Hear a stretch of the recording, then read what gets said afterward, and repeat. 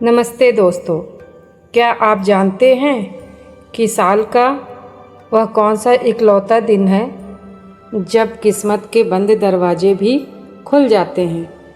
एक ऐसा दिन जब आप बिना मुहूर्त देखे कोई भी शुभ काम कर सकते हैं और उस दिन किया गया दान आपके 7 जन्मों तक साथ रहता है। जी हाँ, वह दिन है अक्षय तृतीया। आज के इस विशेष वीडियो में हम जानेंगे कि आखिर क्यों इस दिन को इतना चमत्कारी माना जाता है और इस दिन से जुड़ी वो रहस्यमयी कथाएं जो आप हैरान कर देंगी। शास्त्रों में अक्षय का अर्थ बताया गया है जिसका कभी क्षय मतलब नाश न हो। वह दिन और त्रेता युग के आरंभ का दिन माना जाता है। इस दिन आप जो भी पुण्य कमाते हैं वह कभी खत्म नहीं होता। भगवान परशुराम का जन्म अक्षय तृतीया के दिन ही भगवान विष्णु के छठे अवतार परशुराम जी का जन्म हुआ था, इसलिए इसे परशुराम जयंती भी कहते हैं। गंगा मैया धरती पर आगमन। राजा भागीरथ की हजारों वर्षों की तपस्या के बाद इसी दिन माँ गंगा स्वर्ग से धरती पर अवतरित हुई थी। इस दिन गंगा स्नान से सारे पाप धुल जाते हैं। सुदामा और कृष्ण की भेंट। जब सुदामा अपने मित्र श्री कृष्ण से मिलने द्वारका पहुँचे थे तो वह अक्षय तृतीया का ही दिन था। सुदामा के 2 मुट्ठी चावल के बदले कृष्ण ने उन्हें अक्षय संपत्ति का वरदान दिया था। महाभारत और अक्षय पात्र।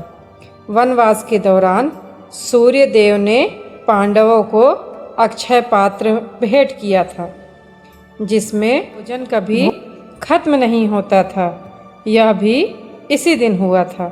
वेद व्यास जी का लेखन। महर्षि वेद व्यास और गणेश जी ने महाकाव्य महाभारत लिखना इसी पावन दिन पर शुरू किया था। बाके बिहारी जी के चरण के दर्शन।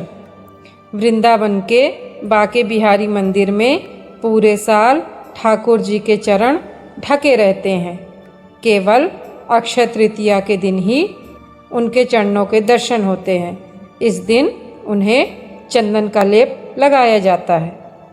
बद्रीनाथ धाम के कपाट। उत्तराखंड के बद्रीनाथ धाम के कपाट इसी दिन खुलते हैं। 6 महीने बाद जब कपाट खुलते हैं तो वहाँ अखंड दीप जलता हुआ मिलता है जो एक बड़ा चमत्कार है। जगन्नाथपुरी रथ यात्रा। ओडिशा में भगवान जगन्नाथ की रथ यात्रा के रथों का निर्माण इसी दिन से शुरू होता है। पौराणिक कथाओं के अनुसार इसी दिन भगवान शिव ने कुबेर जी को धन का रक्षक नियुक्त किया था।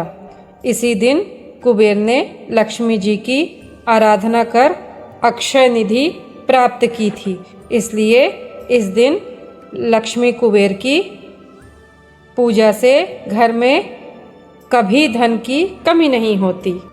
आइए जानते हैं इस दिन क्या दान करना चाहिए। जौ का दान। इस दिन जौ खरीदना या दान करना सोने के दान के बराबर है। जौ को सृष्टि का पहला अन्न माना जाता है। गर्मी की वस्तुओं का दान।